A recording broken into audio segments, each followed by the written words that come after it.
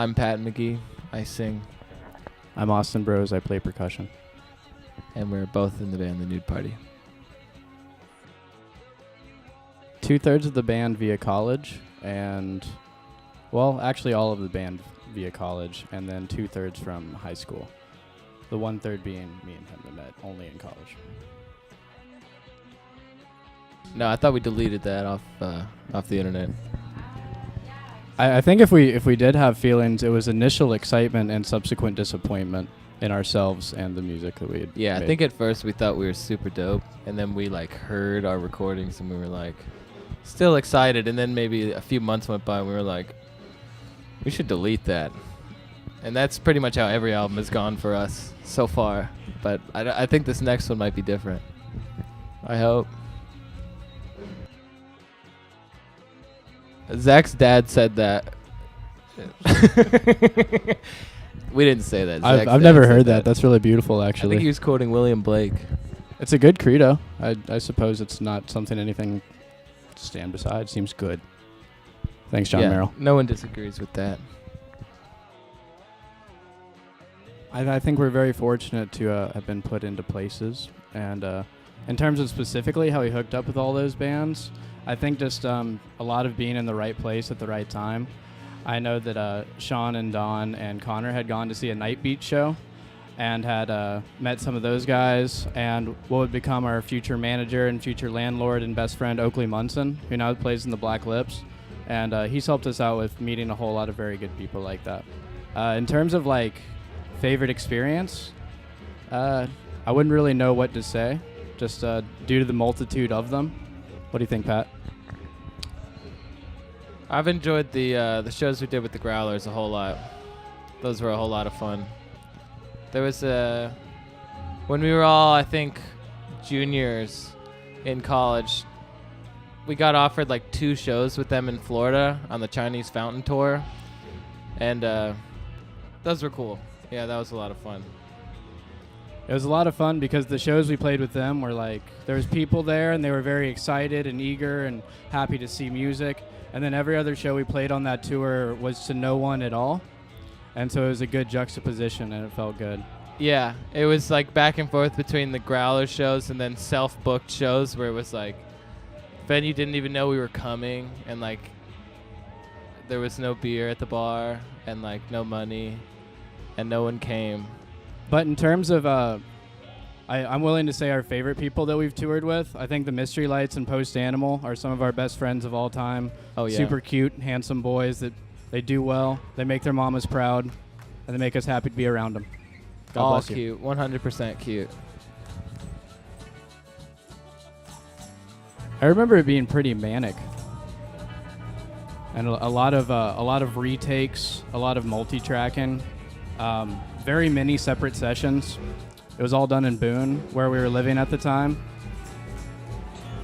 And I think it was a learning process. We learned a lot about how we want to record, how we want to sound, how we want to edit ourselves down, and what you can kind of do to hone your sound and just get better at recording, really. Because we spent a lot of time doing it, which I think we learned we don't necessarily have to. Because we don't like it anymore. That's why we delete the old music. Once we don't like it, we don't want people to listen to it, so we just delete it.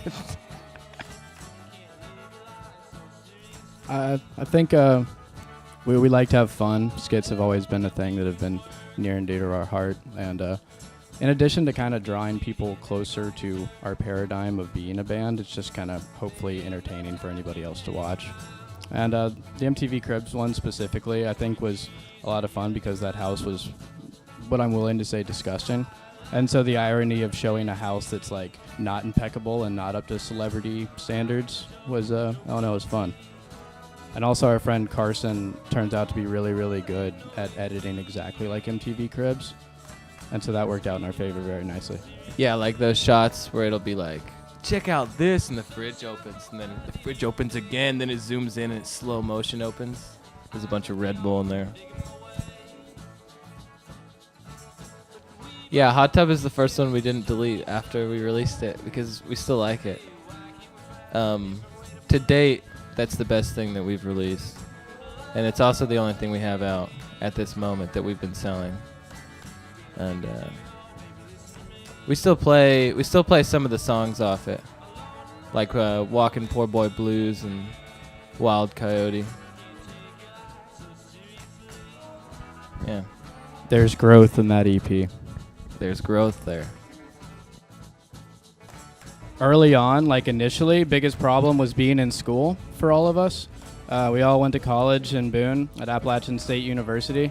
And so it became kind of a hurdle to jump to like try and schedule touring at all because we all had dense schedules that we had to do around school.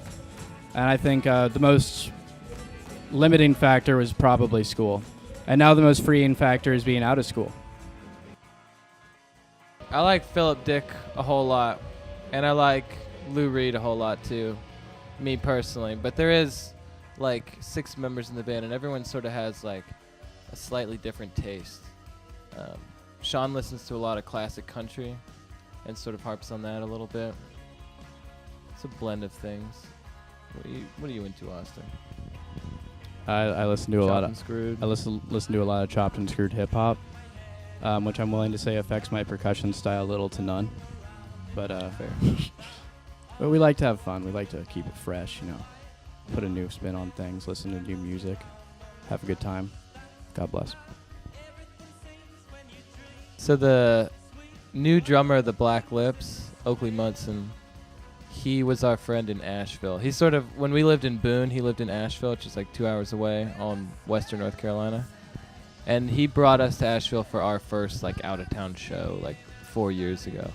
And we became super good buddies after he... And now he he's didn't our like hou- us now he's our initially. daddy, Now he's our daddy. and we pay him bills. And we pay him for rent. And he pays us back in love and friendship and opportunities. Not really. No. I work with like agricultural things. I work at a kimchi farm and I grow microgreens. I play video games and take muscle relaxers. Put this album out, go on tour, hopefully internationally, and make our mamas proud. Amen.